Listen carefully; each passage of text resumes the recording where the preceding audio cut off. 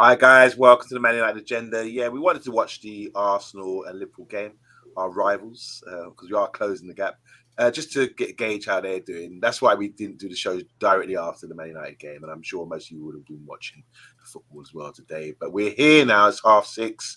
All the results are in, but the most important result of the day is Bathtime scoring a goal for his Sunday League team. Unbelievable. We're going to have animation epic tomorrow.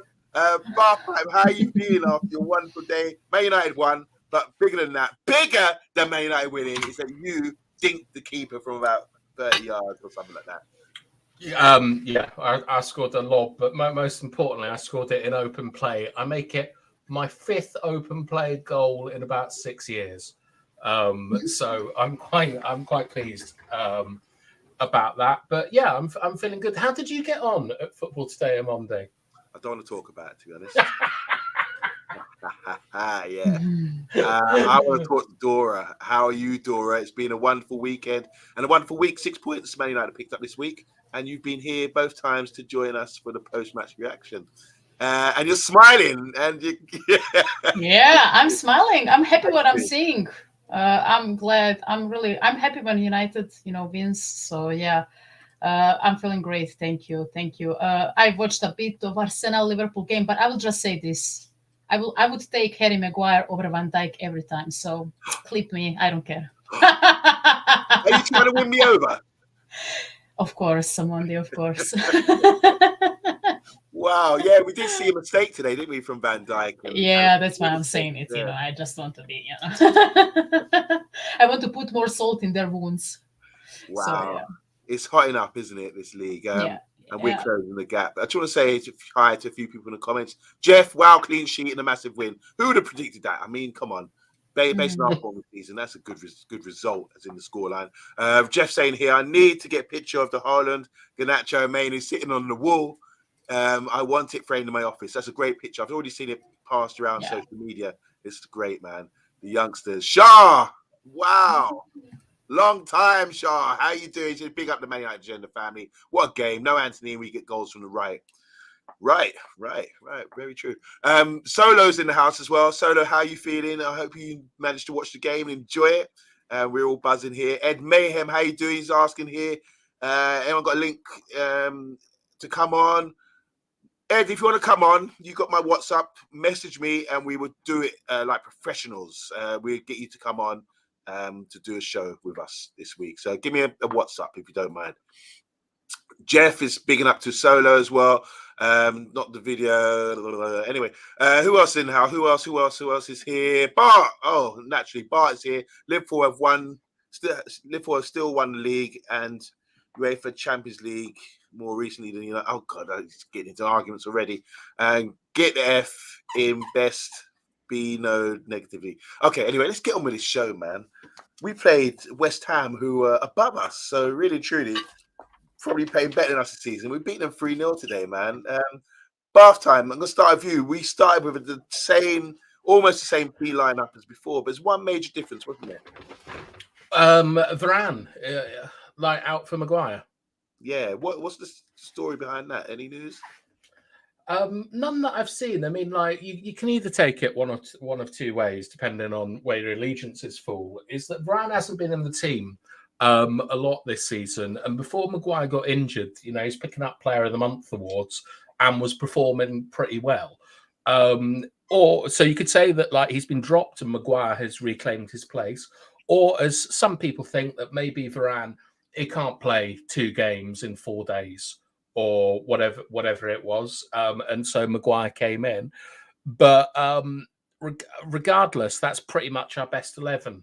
I think I haven't been impressed with Varane recently, and I'd be quite interested to see what people think of Maguire's performance today. Like 2 quite high-profile errors. Yeah, rest day for Varane, says Jeff. So what do you guys think in the comments why Varane didn't start today? Bathtime suggested that he can't play 2 games in a week, maybe, and his form's been sort of on the wane. What do you think, Dora? What do you think that was it just a rest day for Varane, as Jeff's saying here? Well, I mean, I think that's a sensible reason why he isn't starting, because since he came in, he's been injured quite a lot, and I think that despite what Batham is saying in terms of Maguire being in a really good form, I agree. But I think Varane and Martinez have been our best pairing in the last few years when it comes to defense. I'm not taking anything from Maguire, but I think those two had more.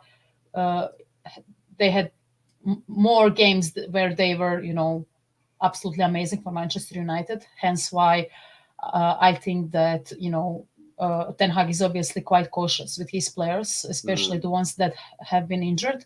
But I agree. In this moment in time, I think Maguire is in better form than Varane.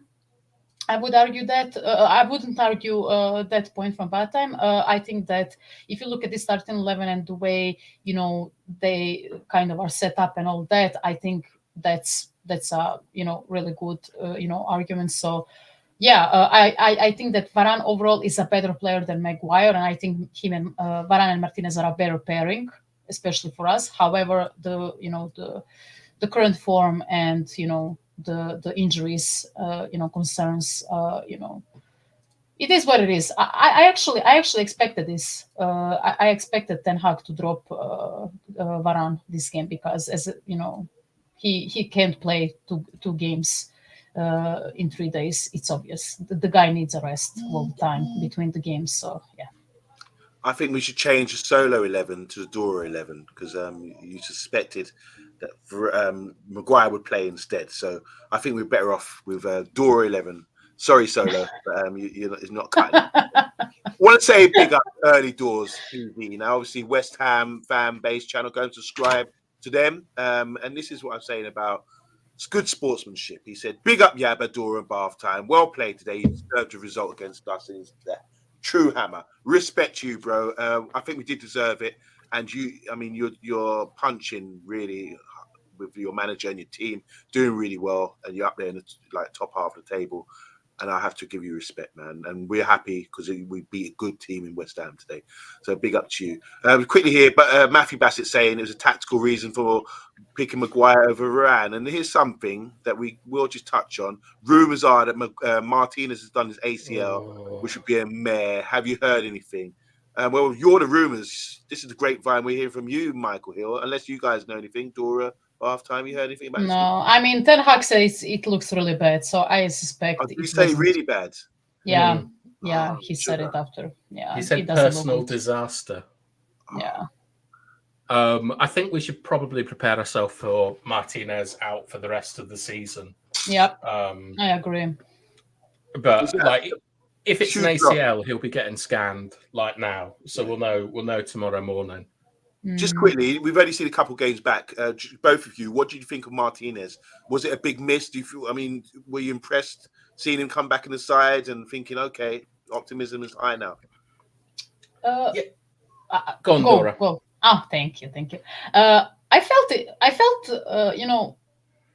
I think he brings a special kind of energy, and I think we play differently with him at the back. He's obviously, the best ball handling defender that we have. After that, you can argue, is it maybe Lindelof after him or Maguire, blah, blah, but he is really good with his passes. And it's his energy. Like, when he plays in that back line, and I know, we as United fans are kind of, done with passion merchants at this club, but the way he plays and the way he lifts up his teammates with after every, single, block, dispossession or tackle, I think he's a valuable part of that back line. And also, he's just so good. Like, I'm not saying, I think personally that he is our best defender in the club that we have right now, because he reads a game really well. Of course, he's not flawless. He also has some mistakes, but he reads the play really well. His passing is quite sharp. He's really good at tight spaces when we are trying to play, the ball from the back. He always has, he finds small spaces and all that. And I think that's a very valuable aspect as well. But his energy, that South America, Argentinian passion, like since he came in, I'm seeing I finally saw Rafael Varane, have emotion, like they are clapping each other on the back. Like he was a robot to me, honestly. He was a robot to me before. But, even with Maguire, like him and Maguire look really well together as well, and you could see that he lifts up his teammates. And I, as much as I don't like the passion merchant thing about these players, because some of them have been, protected by the fans because they're passionate, and even though they're shit, but this guy has it all. Like, right, he's a really good player, and he's an amazing, teammate, as I would say, and he's always valuable. And this will hit us hard. This will definitely hit us hard in these last 2 games. I don't think he was flawless or anything, but he looked much better than at the start of the season. You could clearly see that those 3 games that he started, or whatever it was at the beginning of the season, he was injured. You could see these two games, he looked much better. So yeah, we will miss him. Bath time. Yeah, I'm worried about this for a couple of reasons. That's his 3rd pretty big injury within a year. Like, he's a guy who plays on the edge. Like, he's always getting his toe in and when I say play on the edge, I don't mean like emotionally. I mean, it's very fine margins with Martinez, and you've got to be worried for him, like coming back. Straight away, I'm thinking like of the medical staff. Is this another Wan-Bissaka incident where the medical staff have said he's not ready to play, but we've put him out anyway?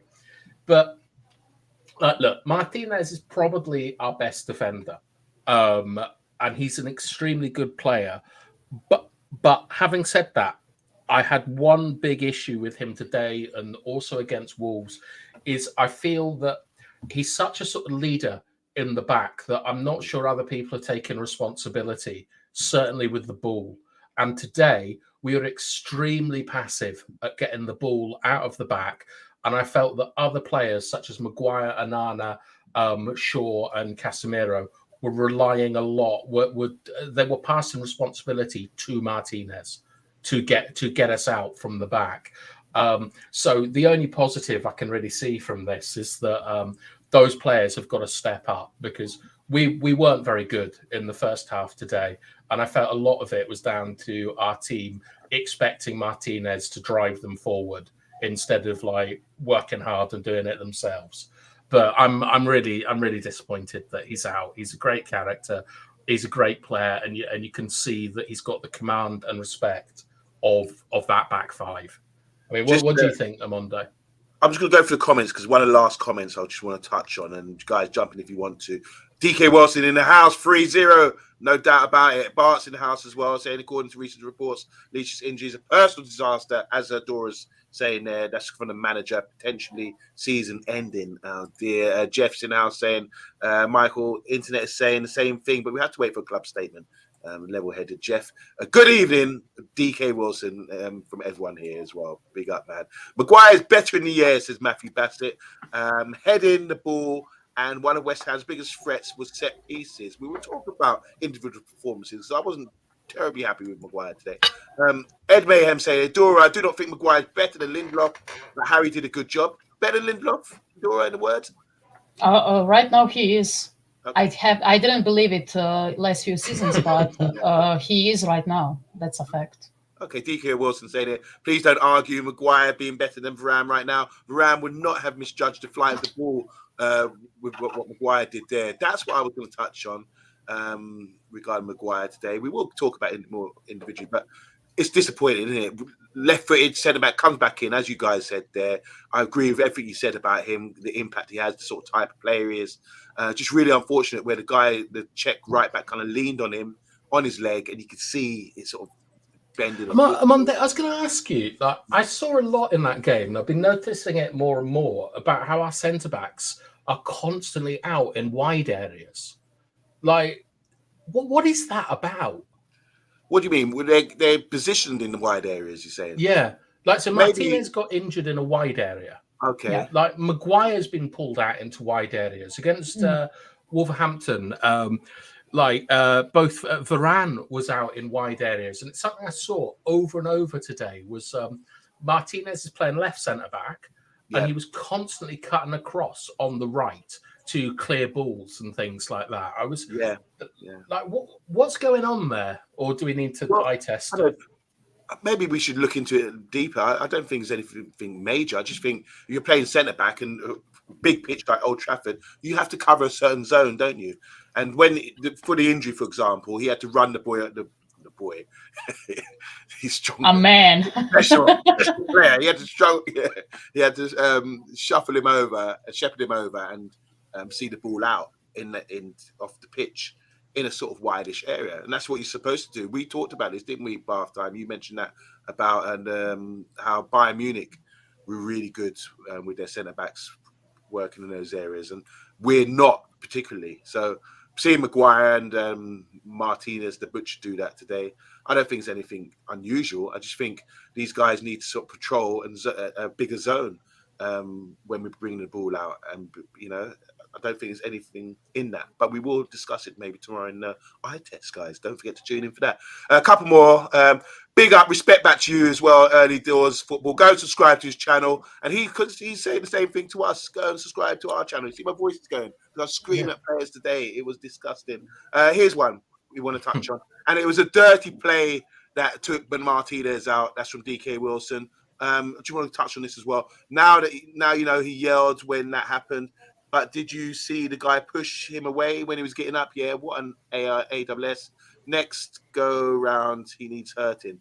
He looks like did anything wrong? I thought sometimes when you lean on a player and you sort of put a weight on them to make them hurt them. I think it was one of those ones. It's part and parcel of playing football. Nothing. I didn't see anything particularly wrong with that. Honestly, I thought it was intentional at first, but I rewatched it and it wasn't anything. So yeah, we were in high emotions during that game. So we were already worried about Martinez. So yeah, I get why people are mad. Okay, let's talk about the game quickly. Ed Mayhem and DK Wilson just talking here. I'll just put the comments you guys can read as we talk about the game. So we started the game. Nothing really happened too much. They're putting up possession stats. Oh, yeah, West Ham had a bit more possession than us, whatever. But we scored the first goal, and it was after 23 minutes. Casemiro came in as the monster and pinched the ball, which was effective, very effective, and that's what he's about. And the boy Ramos, he went to shape on his left foot, because everyone knows he's left-footed, and they think, all right, he's definitely going to do his left. Shaped up to shoot. Chop suey, sent the guy for China. Put it on his right foot, and what finish is right? I mean, come on, we're gonna spend the next 5-10 minutes talking about that goal. It was fantastic. Half time. Yeah, I mean, so first of all, we've talked a lot, right, about how systems create chances, and we don't see that a lot with Manchester United, and we do some stuff which is a bit crazy, where we go hyper man marking. But what Casemiro did is is something that I often accuse him of not doing, which is knowing his distances, which is the ground you can cover as a player. He gets in, he gets ahead of it, and he plays it through. And then Rasmus, to be honest, we don't know if he's one-footed or not, but that West Ham defence thought he was. He sells them with. Oh, it was like the heyday at Elvis Presley, that hip shape. Omondi loves 1950s references. But the shot is beautiful. I've always loved that technique. It's like a hurdler. You just you generate power without wasting time by having a backstride. Absolutely brilliant, hard, low, bottom left, and I really, really, really enjoyed it. And it was like Rasmus is growing as a player. He's still not quite there, but today we saw him dropping into the right spaces. His hold-up play is still a bit dodgy, but his combination play was better. But that there is the mark of a confident, talented goal scorer, and it was great to see that cat basher Zuma just falling on the floor, getting slimed, we used to say. And then this wonderful driven shot. I thought it was absolutely great, because I didn't know where we were going to score before that came in. But it was wonderful. Well done, Rasmus. You deserved your cheeky little kiss from Garnacho. So I mentioned chop suey, the way he chopped the man in half, shake to shoot. Bath time reference to shake, rattle, and roll. What reference would you use for that goal, Dora? And don't forget, after the celebration, he went to the camera, he saw the camera, and he went, as if to say, yeah, hush up. And he, Silencio. Silencio. And he, you know, played the guitar with his leg, which was interesting. But yeah, yes, he did actually. You know, I think, I don't know which kind of fast food restaurants you have in UK, but I know one because I was a One Direction fan once. And yeah, he sent them to Nando's, I would say. He sent them, all of them, to Nando's, which is a direct reference to Croatian, you know, Croatian quote, when you send someone to, like what he did here, right? He faked faked it and he shot it in the other side. Posle ih je po čevape. He literally sent them to go for čevapčići. And you know what? They are eating their kebabs, shish kebabs, čevapčići, and he scored a goal. And I absolutely love it. Ceviche. Čevapčići. Can you repeat? Delicious. That's yeah, Google it. Cevapcici. What does that consist of then? What's in it? Sorry? Yeah, what meal did he serve them? You know, ground meat, you know, very, you know, spicy if you want, you know, I don't know how you say it in English, but it's like a pita bread or something with it. A lot of, it's very, I don't know how to say it. It's delicious. Spicy? It's spicy. It can be spicy. It's delicious. It's absolutely delicious. You put ivar, you put onion, and you just eat it like oh my God, I'm now craving cevapi, so I'm sorry Me about too. that. Yeah. I can't even spell it. Yeah, well, it's not that hard, trust me. I will write you.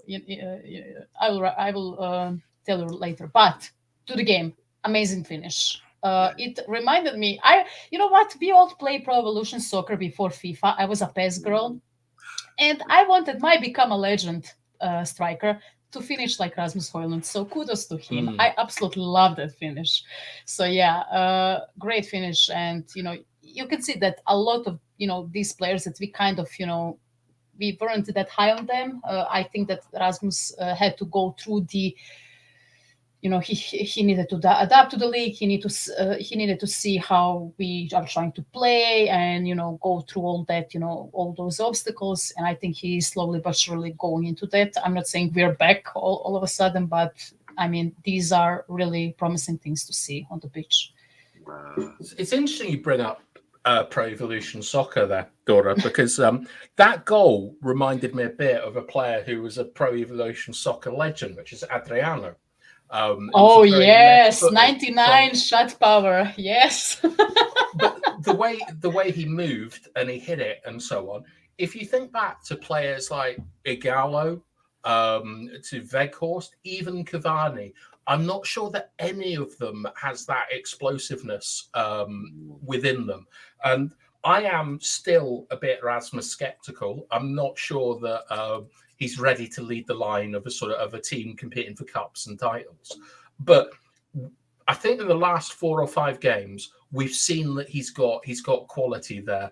And that goal, genuinely, it's a bit like Ronaldo or something like that in terms of just the aesthetic beauty of the strike. And that was by far the highlight of the first half, because I was not impressed with the first half on Monday. Do you want to go into more detail? Why were you impressed with the first half? I want to hear this. You terrified me because you said that Ben Johnston wasn't very good, and he had 3 pretty good opportunities in the first 15 minutes. Were you thinking about that? I was. How do you know? and then like the Wolves score was coming in on Sky, and it was it was Cunha, and I was thinking, God, is Omondi going to have a nightmare and a dream at the same time? But I felt one of the problems I felt is that Kudos was causing us real problems. And I went and looked up his stats a little bit later because I had an argument with my father about if Shaw pocketed him or not. Kudos won 17 1v1s in that match, and the majority of them were in the first half. I felt we were pinned in. We couldn't get out. There were a lot of set pieces going in. And I just sort of think, right, that I think that even though West Ham are good, high up in the league and stuff like that, that's our best team out there. And I felt that we were really struggling to play out. And I could have shot Onana when he hit a really long ball to Garnacho, and Garnacho got in a 1v1. And it all looked exciting, but I'd much preferred it if we'd got out, like if we'd managed to get our lines up the pitch and so on. I felt we were penned in. Ward-Prowse's deliveries were pretty good. We didn't have enough headers of the ball in the team. Like, we only had really Maguire, Dalot and Casemiro. And I felt like, I know we've won the game comfortably and I'm really happy, but I think against like players that took their chances, it would have been a very different story. And I was really worried by the first half.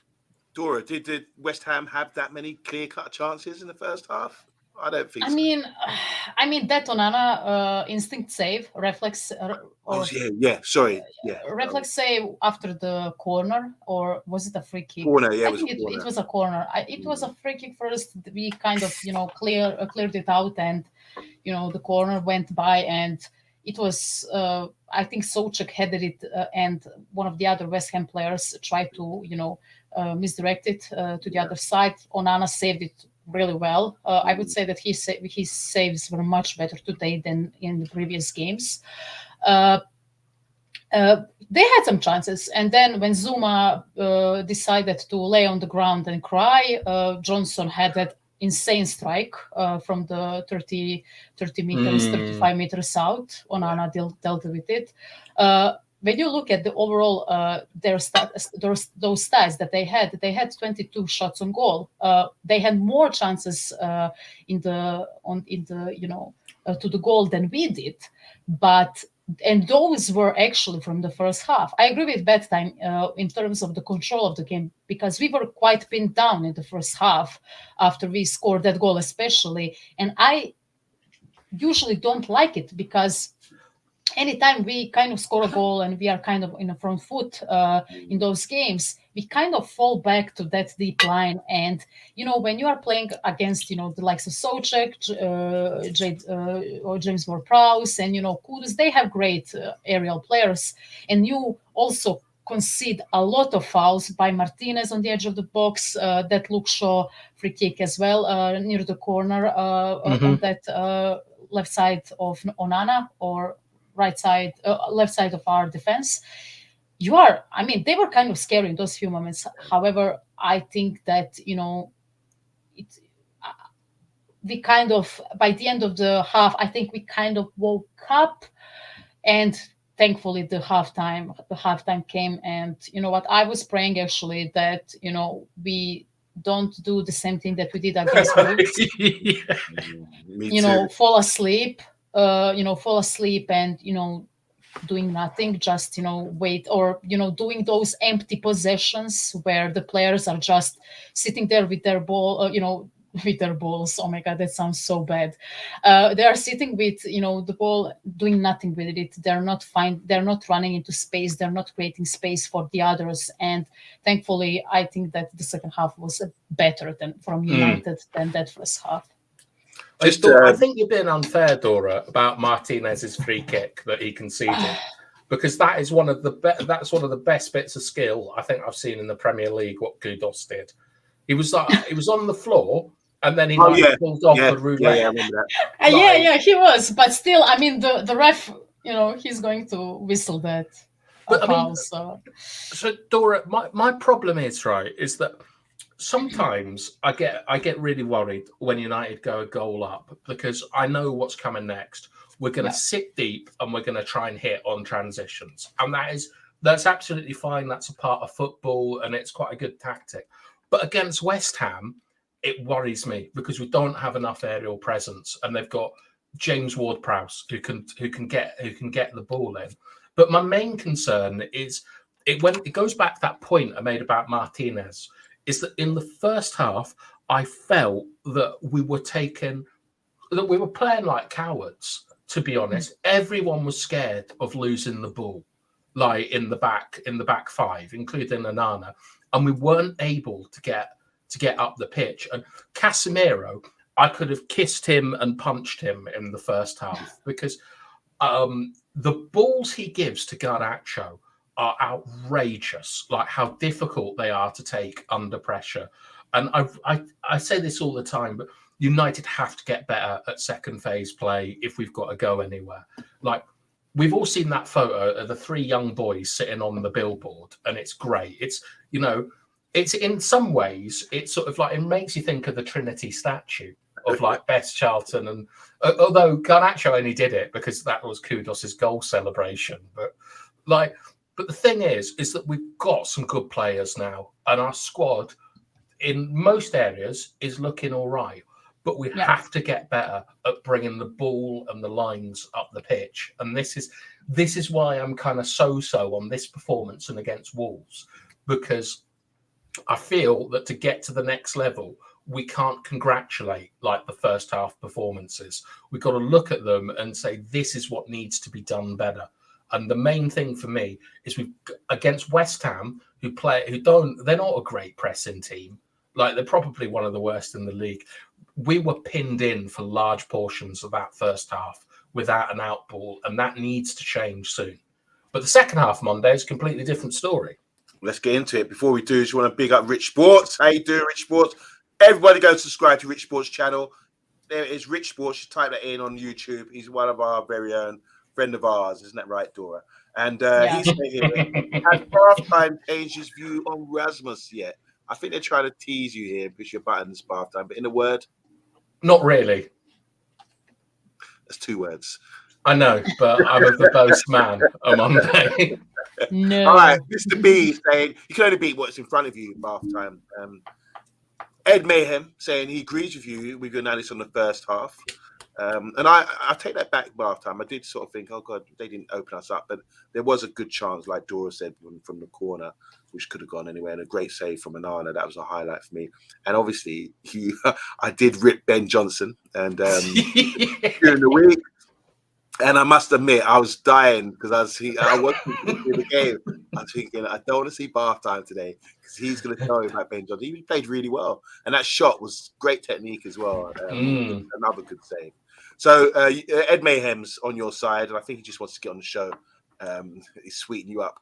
Big up to Hot Fuzz 44. He says, "Big up, guys. 4 wins, 1 draw in the last 5 competition games. That's really good." Talking about our next game, Bart's just saying here Villa will provide a different threat because we did say West Ham didn't really offer that much in some ways. They have better attackers, better manager, and they are playing out their skins this season. Here's one quickly. United have depth in depth, strength in depth. Right, depth in depth, but not strength in depth, especially in defence and midfield. But the Butchers and Casemiro's absence hit them hard. In attack, United are thin. The goalkeeper's still shaky. And Eric Ten Hag has issues too. DK Wilson saying here, United were pinned. Is it United were pinned, wasn't it? Yeah? Yeah, I'm sorry, I'm laughing at the next part of his comment. I watched closely and saw Mainu did not touch the ball for the first 7 minutes, 20 seconds of the game. Oh, wow. Data. And as in Star Trek data, I couldn't believe no one seemed to want to pass the ball to him in our end. So there you go. Good observation there from DK Wilson, who's on it. I'd be very interested to know if DK Wilson knows how many passes Mainu made in the first half. DK Wilson, do you want to answer that? How many passes did he make in the first half? And I mean, you've got some data there, haven't you, Bart? I'm sure. Yes, I know. Still not controlling games, but all in all, I'm a little bit happier today. So Big T is happy. That's a good sign. All right, second half, we've gone out there, and after this is what happened to us recently. We've conceded early, but after 49 minutes, Bruno's got down for an assist. I can't remember how it happened, but it was a deflected goal. And obviously, like I said, sorry guys, I didn't do my homework, so you're gonna have to help me out here. Garnacho, I remember the goal. I remember him shooting from a wide area. Maybe it was left foot and it got a deflection or something and went in. But so Aguerd, yeah, like Aguerd, the Moroccan centre back, just stood there and let it hit him. Like, I'm not complaining, but it was a terrible goal for West Ham to concede. I think the ball got played out by Bruno, I think, to Garnacho on the right, and he took a decent touch, like got it out of his feet and was able to strike it. But what I can't remember, Dora, I don't know if you can, is how we won the ball, because I'm fairly sure that we won it quite high up the pitch. Like, it was another, the system creates the goal. Yep. Mr. Go away, Mr. B. Bartai's on a high today. He scored a chip and I'm literally bleeding from my foot as well. What? I'm bleeding. Oh, what happened? Sorry, Dora. Someone stood on my foot and broke my toe. Like, didn't break my toe. They broke my toenail, and it's bleeding again. Oh dear. Poor Bartai. Please take care of that. Please take care of it. So before I come to you, Dora, DK wants to say that I don't know Bath. I was concerned that United was pinned, but the one player who could get them out wasn't getting the ball. I'd love to know, because it didn't seem like much. Bath time, hold on to that thought while I come to Dora. Dora, obviously, talk about the goal. Bath time asked you if you know anything more about it, because we're both struggling here. It happened. We won a ball high up the pitch. I think either Dalot, or I think it was Dalot. You're watching the screen, aren't you? Yes, I'm watching live reaction once again. And I think Dalot sent it to Bruno, which was a bit behind his back, but he turned it around. Shaw actually did a really good job here, because he ran and the opposing West Ham Kudus in this instance had to follow him. And he made that cross to Garnacho, who faked the opposing player. I think it was Emerson Palmieri, I'm not sure. He put it on the left, he shot it, it was deflected, and it was a goal. I thought that it was a great piece of play when it comes to pressing and winning the ball high up the pitch, as BATHTIME said. And it seems that Garnacho has a better lefty than Anthony, who is actually left-footed, so that's good to see. But yeah, I mean, it's easy to pile up on Anthony right now, because he's not doing well, and you know what, the player who was left winger all this time is playing better in his position than his natural one. So yeah, it's interesting. But yeah, a great goal, and of course we got an iconic photo after that. So yeah, great vibes. I want you to say Garnacho took on the defender and took him out for a chapati. What was it again? I know. Cevapcici. Bravo. Great. Amazing. Bravo.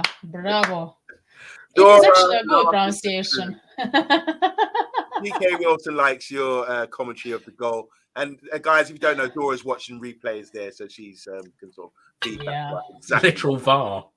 Yeah. Well, I hope I'm not like Stuart Atwell or someone like that. So, or Mike Dean.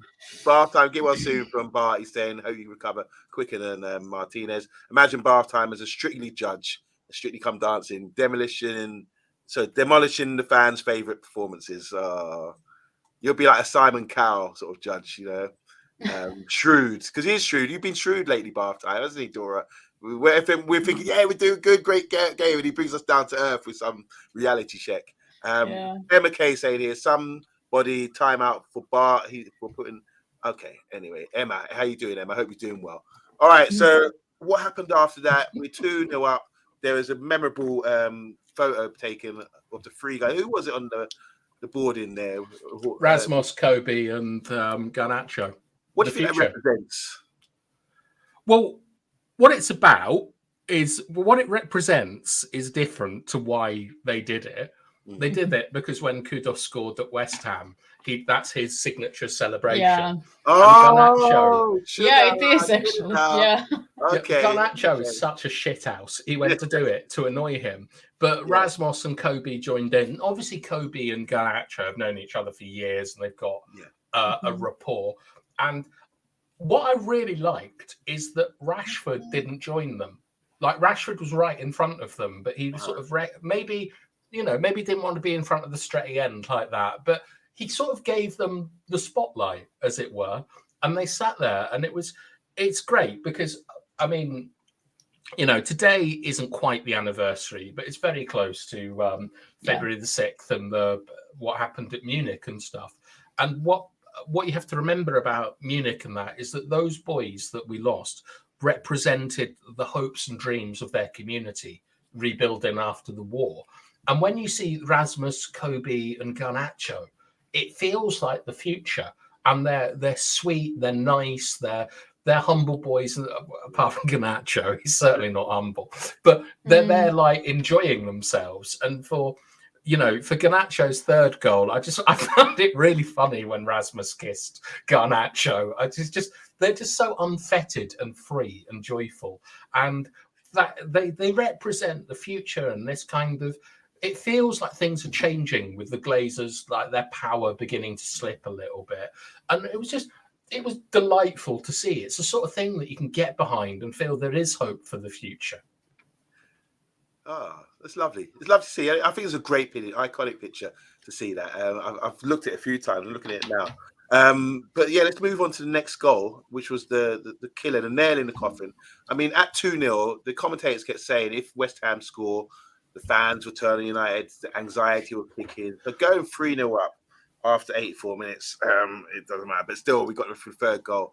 I mean, Garnacho with another slide rule goal, placed it lovely. And it was an assist and a great play again, I have to admit. I mean, you have to admit. Yeah. I was thinking about you a couple of times during this game. Once for Ben Johnson, and the second time when McTominay done something magnificent and just drove through and just slotted the man through. And, I can't do nothing but applaud the guy. He's very effective at what he does. Third goal, please, guys.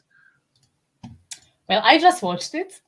Well, do me a favor, Dora. Do me a favor. Go back, because I don't recall much. All I remember is Tommy driving forward. What happened prior to that? Just seconds before. So who won the ball, Dora? Scott McTominay, of course. He dispossessed a fraud, Calvin Phillips. So it was fraud. He's such a fraud. Yeah. He's such a fraud. Why? So Prowse is giving the ball to the I don't know this player, number 2 of West Ham, who is trying to find the space. Great pressure by Rashford as well. It's an 84th minute. He's doing his job. I'm really glad with his attitude in the last 2 games. Thank God. And the number 2 of West Ham is, passing it to Calvin Phillips, and McTominay is, he sees that play and he immediately dispossesses Calvin Phillips. The ball goes to Hojlund, who leaves it to McTominay as well, and then McTominay goes. Garnacho is already sprinting up front. Hojlund does an incredible job, as every number 9 should do. He's sprinting in the middle of the pitch. He's how do you say, creating space or taking out, 2 West Ham defenders. He is literally pulling the, I don't know how you say his name, not Kurzuma, but the other guy's name. Yes. He pulls him in more to the center. Garnacho has space. He kind of slide tackles the shot, but he shoots it, and Fabianski couldn't do anything. He stayed rooted in it. And great goal, great piece of just the whole pressing thing, and playing high up the pitch, and just great sprints and pass from McTominay. And great goal overall. I was shocked that we scored 3, but it's, as Bedtime said, and it's a Memorial Day in some sorts, because this is the closest game to the Munich disaster, and I think it was a great game to give respects to those legends and Manchester United players and stuff that died that day so many years ago. But and I'm glad that players kind of changed their attitude, because few months ago when we played Bobby Charlton, unfortunately passed away, and we played City, and it was absolutely the opposite attitude from the players. It was absolutely the opposite, and I'm so glad that they recognized, okay, we're going to we played a really good game, let's finish it on the high and give some respects to these legends. And I was so happy and a bit emotional, I would say, watching that game. So yeah, it was a great piece of play overall. It's an iconic photo, isn't it? Like, yeah, it's something that you think will be there. It'll be like, do you remember when all them lads like Evans and Rooney and Neville and Scholes were all photographed in Deansgate, all in double denim? I'm hoping that picture has that kind of, because it's that famous one of the class of '92, but there's a guy on the end that no one knows who he is. He's like do you know the third man on the moon, Omondi? Well, do you know who the third man reputedly on the moon? It was Buzz, Neil, and someone else. Yeah, I don't know who the third one is. Yeah. Do you know who it is, Dora? No, I don't. Maybe I forgot. I knew it, but I forgot. I think he's called Steve Collins. Oh, right. I think something like that. I knew that information, but I forgot it. Sorry. Well, Monday, right? I really, really like the third goal because once again, it's the system creating chances where McTominay wins a duel. And Rasmus helps with the duel. Like it's players working for each other. But more importantly, and I want to talk a little bit about Bruno and Kobe, if I could. More importantly, McTominay gives a very simple pass. On this channel, we've talked a lot about even defending and if you have a +1 or a -1. McTominay knows that it's even defending so that he can drive. Rasmus knows that it's even defending so that West Ham are going to give up the space, and he creates it. And then McTominay gives the simple ball, and Garnacho, it's not the greatest finish ever, but he gets it in, and it's happy days, and we look great with a 3-0 win. But I kind of want to gauge your views and the comments views on Bruno and Kobe's performances this evening. Or this afternoon. So how do you think Bruno played? I'm just trying to, you know what? Like, to be honest, I was in and out of the game because I was arguing with people on the WhatsApp group. Football. Is this from the football? Yeah, really, honestly, I'll tell you just before the show finishes. Yeah, so I don't really have great observation about what happened. I was in and out, like, head up and looking down, up and down. So sorry, I can't really comment on that. Dora. About Bruno's performance. Yeah. I think he had an assist. His overall play, I don't think he was that, usually when Bruno Fernandes has an amazing game for Manchester United, he's everywhere, right? He's, always, trying to, shoot on the goal, make assists, great assists for other players, score goals. I don't think he was that bad. I think he had awful games this season. I think as the rest of the team, he had some atrocious games for us. And I didn't feel, I don't know, maybe because we play, maybe especially that second half, but where we played, much better football. Maybe I felt that, he didn't make a lot of mistakes or, bad passes as he usually does. He loses a lot of passes because he's trying to, do his thing. But I will be honest with you, BATHTIME, because I remember one thing in the first half that happened.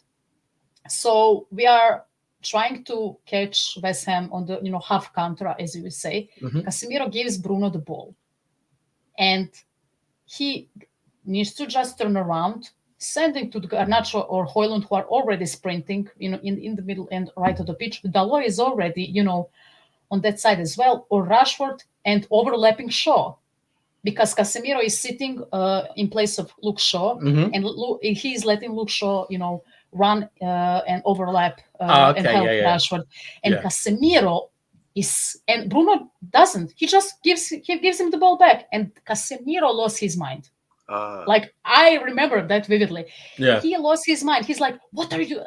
I mean, I don't know what they're saying, but, you know, he was really, you could see that he was really rattled by that, because he expected him to, you know, send the ball on to left or right. At times it felt like he's a bit hesitant to make those, you know, passes that he usually does, especially in the half counters. And that's why I feel he kind of played it a bit safe, and hence why I don't think he had, you know, that many dispossessed passes this game especially. But he played a bit. When I look back into it, or to it, you know, especially with his game, I don't think he played his usual game. I think he played a bit too safe at times. That's my overall opinion. I can't remember every single, you know, his touch or everything, but I felt that he played a lot safer this game. And I don't know, maybe it is a good thing for this team or not. I'm really curious of what are you going to say to that.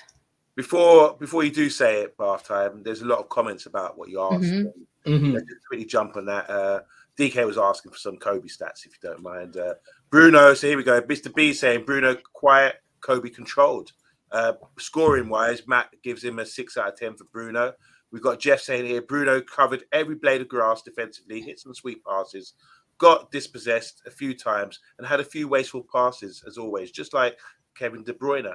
Big up to We Deserve Better. How you doing, man? He says neither were extraordinary. Bruno was more wasteful, but good energy. Mainu not as commanding. Felt by passes.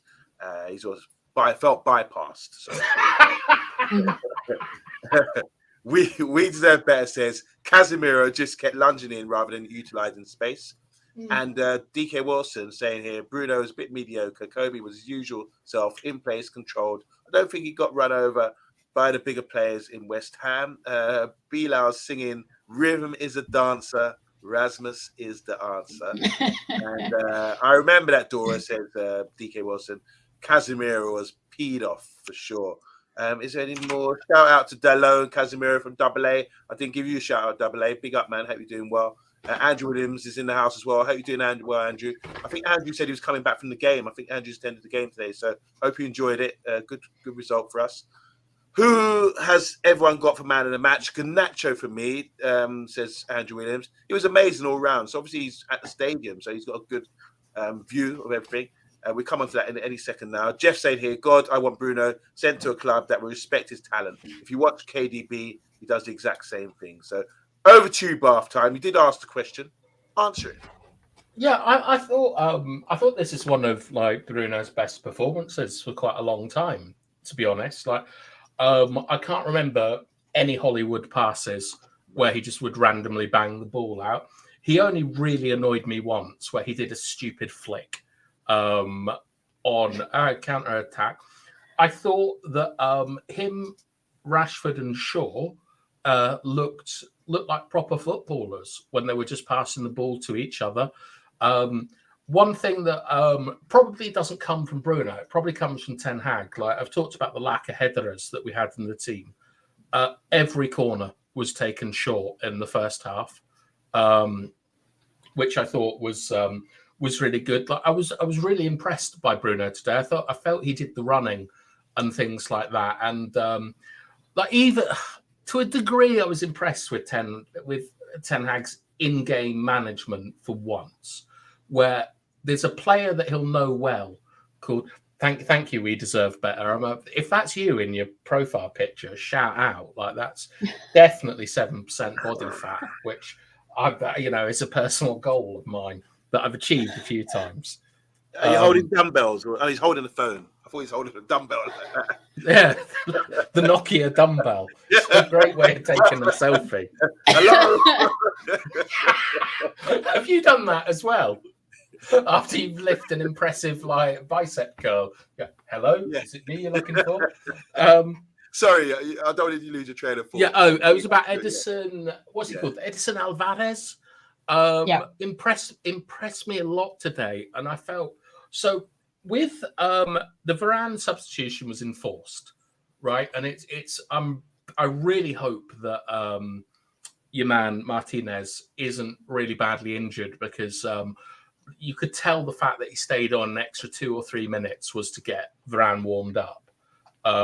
So I'd really hate to think that he was wandering around with an ACL. But the McTominay one, I think, was in reaction to Alvarez, because our block, it wasn't particularly good, and despite what lots of people don't like McTominay. That's absolutely fine. But I think that everyone will agree that he's better in the block than Kobbie Mainoo in terms of sort of defending and things. When McTominay came on, our block was a lot better because he was sort of ordering Bruno and he was ordering Rashford. Like, he was passing men off and saying who should go. And we obviously scored a goal from that marshalling. And he should have had 2 goals. One, Alvarez pulled him back when he miscontrolled the ball because Alvarez was a little bit scared. The other one, he just shot wide. But I'm getting increasingly concerned about the misuse of Kobbie Mainoo because DK Wilson asked for the stats. He had 19 passes in the first half and Casemiro had 45. I think that we've got to start using Kobbie Mainoo less as the box-to-box midfielder, because I don't think Kobbie Mainoo has actually played particularly well in the last 2 games. Like, he obviously won us the last match, but that was when he was in a different position. When he plays in that position of box-to-box role, which is mainly about running and not getting on the ball, I don't think we get anywhere near the same use from him. He's a wonderful ball player. He's incredible with his feints and his shoulder drops, his ability to pass inside, outside, through the lines. Like, it's incredible, like, his understanding of the game at that age. But I don't think we're using him properly. And for me, like, when McTominay came on, I thought we saw a much better performance in that role. And once again, Kobe's a better player in terms of, like, lots of stuff. But I think McTominay suits that role far more than, like, anyone else. And I'm really worried about the use of Kobbie Mainoo because I think I would prefer to see him at 6 than I would see Casemiro. And I know Casemiro created a goal today, but as We Deserve Better said, he still dives in a bit too much. But yeah, Casemiro isn't able to manipulate the ball particularly well. It's always a first or second time pass, and I feel it's detrimental to our play because when he gets it, it's always zip, zip, zip. And I think that's quite easy to defend against. So I don't think it gets us up the pitch. So I'd be quite interested if that's a ridiculous comment, Dora, or if maybe I'm on to something. Well, with that being said, what is your preferred midfield then? If you want to utilize Kobbie Mainoo to the fullest, what is your midfield, with Casemiro or, Bruno, or who do you want to have in that midfield for us to play the best, in your opinion? If Bruno were to play the way he played today, he'd definitely be in. If he didn't, I'd probably pick Eriksen in front of him because I think that Eriksen uses the ball more intelligently. And this is different player, but earlier on, early in the game, Delot had the ball and he had 2 options. He could pick out Rashford or he could pick out Shaw, and Shaw was a little bit behind Rashford, and he picked Shaw. So that meant we could get our lines up. And Eriksen normally makes that kind of intelligence pass. Dobre večer. That, like, gets people up the pitch. But I think I would go Mainoo, McTominay, Bruno would be the first choice midfield on the basis that I think that's where they're all best suited to, like, in terms of McTominay running, Bruno sort of like linking play and conducting, and Kobbie able to get us out, because that was our big problem today. We were all like sort of basically saying Martinez do it. Everyone was saying that, and Kobbie actually got moved in to more central area in the second half, and I felt that's what helps us look better. Oh, so you mean like Kobbie Mainoo is number 6? Kobbie Yeah. Mainoo is number 6. Okay. Thank you. I'm going to ask you what you think in a sec. Just go through a few comments here. DK Wilson, I particularly like Ten Hag's replacing Kobe early. I feared we were going to overplay him. And yes, bath time right now. McTominay can handle the block better than Kobe. Bilal saying here, credit where it's due. McTominay did well taking the ball off. Matthew Phillips scored the second goal. I want to say big up to Uncle Dubious. Hope you're doing well, bro. Said, hey, lads. Now that Martinez's curse is prolonged, I worry about a lot of fans crying about Ten Hag again. The next game, if we lose, for example, as if he intends to play mediocre defenders. Good point. Big up, Uncle Davis. Glad you're back. Ideally, Ericsson, Mainu, and Bruno. That's the midfield that we deserve better once. And who's going to argue with him looking like that? And Jeff saying, I agree with you, bath time. So what you're saying there. And we deserve Ericsson is a bench player. He can't run. We deserve Ericsson. He's bench player. Okay. And DK was saying, bath time, is it in capital letters? Is it possible Mainu is where he is because United only has Ericsson, and Ericsson is a complete liability because he's slow and has little stamina? And finally, I'm hoping for more Casemiro and Mainu play. The understanding improves. I'm just going to say my point on this. I get what you're saying about there's different roles for these three midfield positions. Well, what I do like, and I know maybe it's not suited for Mainu, but I do want to see maybe if you can learn different positions, learn the art of, because he lacks that experience, and he's playing senior football for the first time, and we love his abilities. So maybe you can work on your weaknesses by working, deciding when to run, getting more powerful. Maybe I think there's a bit like the Ajax thing about learning different positions and mastering different positions, because you become a jack of all trades, so you can know what to do. Learn from a great, there's the master of that position right now is McTominay, and he can come on. He's done something effective instantly. So maybe, hopefully, Mainu is a good learner, and he will appreciate the differences of the different roles and not just focus on his strengths. Do you want to just? So here we go. Sorry, there's one here from Uncle Dubious, so I'm going to read that out. I'm coming to you, bath time. Sorry, because I have to get back to you on this one. Worried about Kobe. His development skill tree is still wide open. Ericsson's great, but a liability. Kobe makes crucial blocks, saves throughout a game, and plays through a press much better. Good observation. Coming back to here, this is from DK Wilson. Bath time. Is it possible Mainu is where he is because United only has Ericsson, and Ericsson is a complete liability because he's slow and little stamina? Just let's round it up before we just round up the show. Right. First of all, I don't think Ericsson has little stamina. He's got some of the best running stats within our team. He is slow, right? But he's a tractor. He can keep going. So I think that's a little bit unfair, DK Wilson. I think Mainu is so when you're a young player, certainly as a midfielder, even with who's a good example? Darren Fletcher. Darren Fletcher started off as a right midfielder, as a right winger, when he was first brought into the team, because you don't trust players in the centre of the park when they're young. They need the experience to understand their distances and all these sort of things. But with what Uncle Dubious is saying, everything that you're saying there about playing through a press, making crucial blocks, none of this is required in the position that Erik ten Hag is using Kobe Mainu in. Like, Kobe Mainu's job in this role is to run, and it is to open channels, it is to defend channels, it is to compete for second balls. And I'm not worried about. Also, shout out to Skill Tree. I love RPGs as well. So does Dora.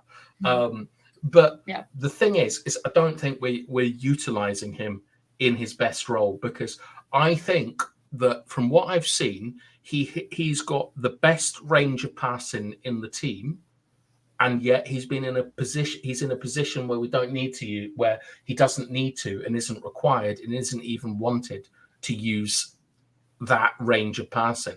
The position that he's playing is one where you don't get on the ball, and that is why he is making like less than half the passes that Casemiro is in the first half. So that's what I'm worried about, is that we're not utilizing him effectively, not that he's a poor player, because he's really good. Okay, guys, thanks for the comments. We're going to just touch on this. We're now 6 points off fifth place Spurs, and we're 8 points off Aston Villa and Man City. who are in 4th and 3rd, respectively. Our next game is Aston Villa away from home. And then that's next Sunday. And then the following Sunday, we've got Luton away. Then the following Saturday, we're playing at home to Fulham. And then there's a game to be announced in the FA Cup. Obviously, we don't know who we're playing yet. So that's for the rest of February. It could be a good month for us. It started pretty well. Man of the match, Dora, who stood out for you? And just a special mention for a game which you felt was crucial for you, which you were memorable. I mean, Diogo Dalot comes to mind. I think that block in the second half from Jared Bowen was amazing, great effort, and he sprinted across the pitch to do it, and kudos to him. But I would give it to Alejandro Garnacho because he scored 2, and what I noticed throughout the game is that he passes, guys. He knows how to pass. I noticed a lot that when Hojlund was free, when Rashford was free, when someone else was free, he would pass the ball. He wouldn't go, and try to, finish the game by himself. Mm-hmm.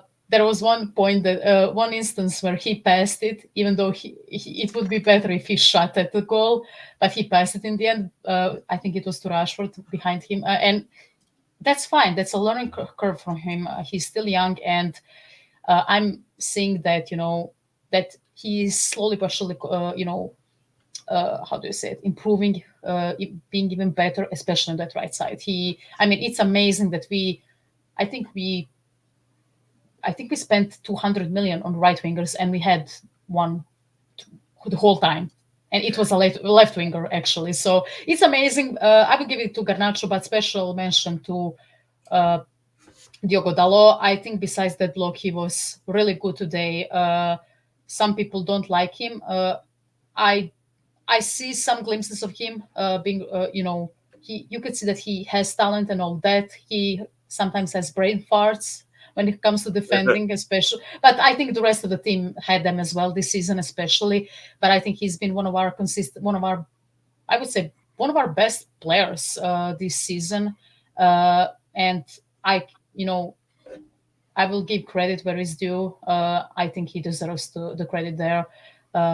He's been, I think he was our only fit fullback at one point, and he played, left side, right side, and I think that's a valuable addition to the team. And I'm glad that he's, thriving in this Ten Hag system, because he's one of the rare people who actually thrived in this.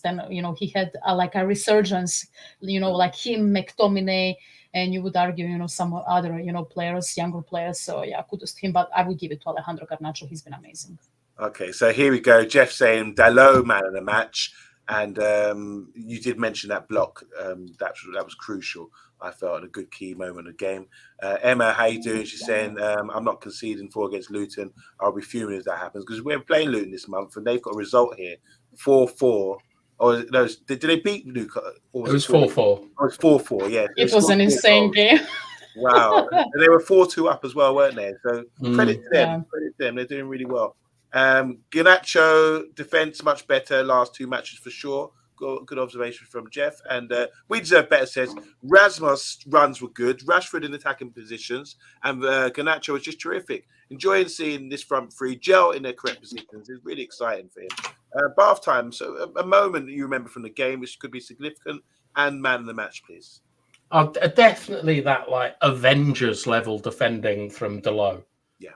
Just flying over, I don't know, he looked like Santa Claus on his sleigh coming. But I love Dalot, and I genuinely think he's been our best player this year. And once again, he put in another extremely good performance. But I sort of agree with Dora. It's hard not to give Garnacho man of the match. He got some really bad balls off Casemiro in the first half. Yeah. And he looked after the ball. When he's got his back to goal, he'll play it back to Onana. He looks after the ball really well. And I think that We Deserve Better is correct, that Rasmus had a very good game today. Yeah. And I found it, actually, do you know what? I'm going to change my moment of the match. I'm going to change it to when Rashford and Garnacho were 3 in the box, and Rasmus just decided to take a shot from a ridiculous angle and hit the hit the bottom of the post or something, which everyone would be crying about if it had been the other way round. But it's Rasmus, so it's all right. But yeah, I mean, I think you have to go with Garnacho, don't you? Because he scored the deflected goal and fell over for his finish. But I really, I really like what he's up for. And I'm looking at Uncle Jubis's comment, and a lot of red flags are going off. He's saying here, thanks, Bath Time. I disagree about Kobe's role, though. I believe a smart passing from deep is what we've been crying out for since Carrick left. He's keeping it very simple, brilliantly. Fixed our rest defense too. You're not a Carrick fan, are you? Is that what it's about? I'm not a Carrick fan, no. Also, Kobe Mainu isn't normally part of, like, in the position he's playing, he's not part of the rest defense. The rest defense was Casemiro, Dalot, and the rest of the back of them. But it's in the role he's playing, Uncle Dubious, he isn't passing the ball. And that is the problem. Like, you can go and look at the stats. In the first half, he had 19 passes. Casemiro had, I think, 46.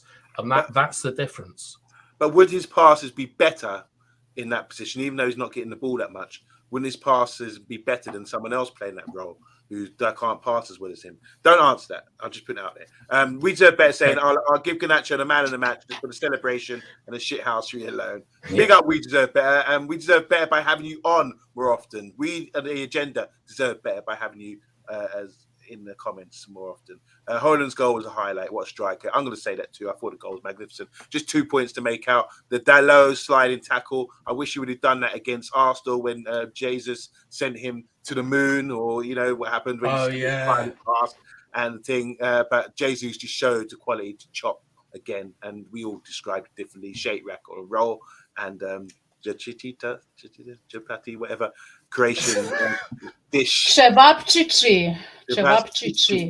Bravo. Yes, it's a Balkan thing more. If I say it's a Croatian thing, I think Bosnians and Serbians, they're going to come to my head. So it's like a Balkanese thing. It's overall. Okay. We share everything, so it's a Balkan thing. Finally, I just want to say Harry Maguire. You know I like the player, but like, yeah, obviously Dalot was saving his bacon there. There's another time, obviously, when he missed a header, but I think centre-backs need game time and everything else to get into it. You can't just throw someone on and expect them to get up to pace straight away. So I'm going to forgive him for that for now. Big up, everyone, and we deserve better. Yeah, we would, you know, we deserve better to have you on. You've got some good comments, and we do like having seen you on the show. So press your alarm button, keep doing your ab works, and we are very impressed. We're impressed with your comments and your physique right now. Uncle Dude is saying, "What? Not a fat Carrot fan? Bath time. You are. You see, read it there. But I love you. He loves you, really, guys. Thanks, Uncle. That's enough for now. Obviously, we're not playing again until next week, but there's a lot on this week. Maybe we're doing a tactical review of what's happened the last couple of days and pick up some key points. Also, guys, I've been begging Bath Time. He scored a fantastic goal today. I want to see an animation of that goal. If he could set out for us and just show us what exactly went down and how he played today. My team lost 7-1 in the cup. Absolute disgrace what was going on. You think you've got problems at Man United, you should come to Woodlands. Absolutely disgraceful what I was seeing. I actually had to keep my mouth zipped at the end and not talk to certain people. And all I said when they were walking off was, wow. Were you playing? No, I didn't play. We just about had enough players, you know. It was disgraceful. Some of the stuff going on is really disrespectful, disgraceful. Here we go. Yeah, you were there, Zico. 8-2, sorry. Zico, give me a comment. I mean, wasn't it just embarrassment, disgraceful, disrespectful what happened today? And hopefully we need to improve from that. And I don't know how to manage the situation. We deserve better, saying thank you for a great show. OMONDI, Dora and Vaughan, thank you very much. And thank you, we deserve better. Big up Stephanie Griffiths as well. Big up to Mr. B, who's here saying he's had a bad week as well. He lost 4-1 on Saturday. I'm sorry about that. Big up to DK Wilson. Great show as usual. We appreciate you, DK, and Matty Bassett, and Emma, and everyone else in the comments. Thank you so much. Here we go, 26 likes. Yep, we're happy with that. Matthew Bassett's also saying, cool. Everyone's sweet. We've just won. We're going on to the week. Back to work tomorrow with a smile on our face and rejoicing again. So I want to say thank you once again to Dora. appreciate you, girl. You're always there for us, and you guys in the comments, we love you. Have a great week, and we will see you probably sooner than hopefully before Sunday. Just a nod, yeah. Yeah. Laku noche. Bye. Have a good day. Bath time. Set us up for next week. What's going in? Well, we've either got a quiz or a Monday's think tank with the Brains Trust on Tuesday. Yep. We'll have a look at what we're doing tomorrow, Monday. Pat Lawless on Wednesday. Match preview on Thursday. Takeaway on Friday. Everything's at 9 o'clock except for Fridays at 8:30.